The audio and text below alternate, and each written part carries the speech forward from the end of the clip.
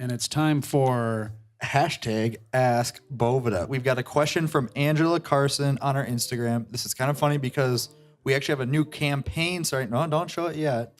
Kind of around this question that Lance came up with. The question is, can I really use tortillas to help keep my cannabis fresh? That's a great question. tortillas were used at one point. Actually, anything that anyone could get their hands on that had any moisture to it, be it orange peels, banana peels, apple slices, yeah, maybe with a little cheese, delicious. moist towels. Some people, I don't know who, use moist paper towels. So the new campaign that Lance thought up, Lance Romance, the new head of the cannabis section for Boveda, is keep your what's it say? Save your tortillas And we'll leave for my Taco nickname Tuesdays. from Right. college out of it because it's been 2 decades. You guys are killing me. So no, You're looking right at it. You know, here's okay. I'm behind it. So It says Evos Stakos. Sorry, I'm reading it upside down.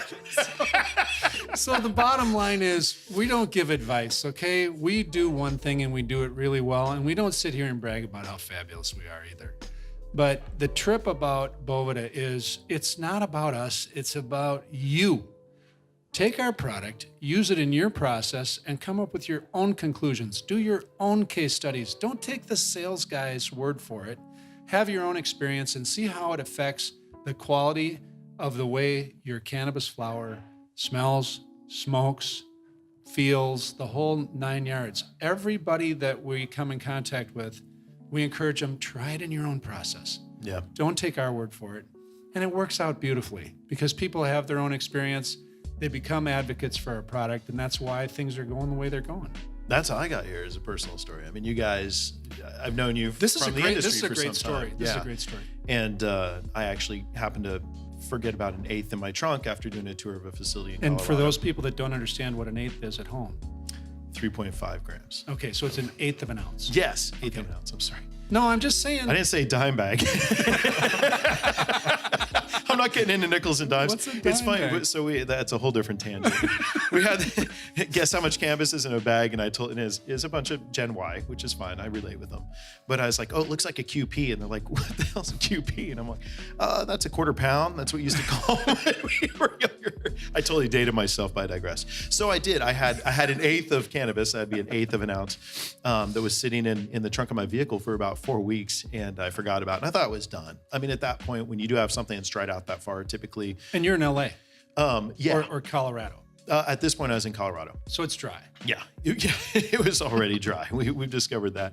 And it was excessively dry. I mean, you look at it the wrong way, it turns into what we call keef, which is essentially when you just have crumble. It just turns into dust, essentially.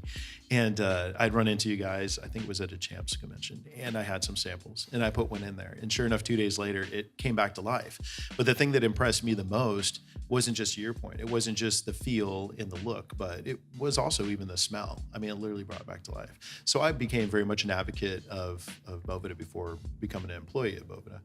But you're right, you have to try it on your own. I did a side-by-side test too with a few other options. I didn't go retro into lettuce and banana peels and such, but just from a not being a scientist perspective, I wouldn't want any cross-contamination from something else that's exuding terpenes.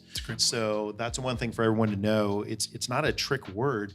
Everything has terpenes. A cinnamon stick has terpenes. Pine has terpenes. I mean, everything has these elements, and it's what you smell and it's what you taste.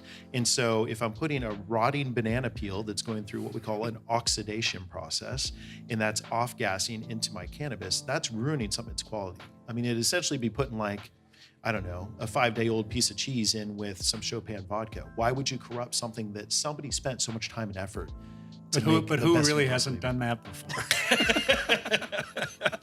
In this country?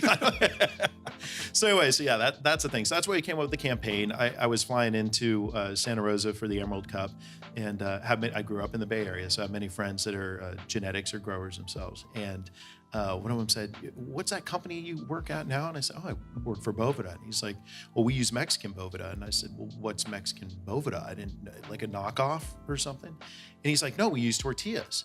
And I'm like, you know, it's the 21st century, right? I mean, neither of us are old enough to go to Woodstock. So to give you an idea of demographic. And he's like, yeah, I know. It's just what I've done. And I said, just because it's what you've done isn't necessarily meaning what you should do. Same thing. I use the analogy of, you know, I could go wash my clothes down by the river, but somebody invented this thing called a washing machine. My God, it's awesome. I just throw clothes in it. It tells me when it's done with a little timer. Poof. It's so much simpler. It's the same thing with finding technology around this industry. You know, it's just an advantageous thing to do. So yeah, total tangent, but that's why we came up with that campaign, and every grower gets a huge kick out of it. So they know where it's coming from.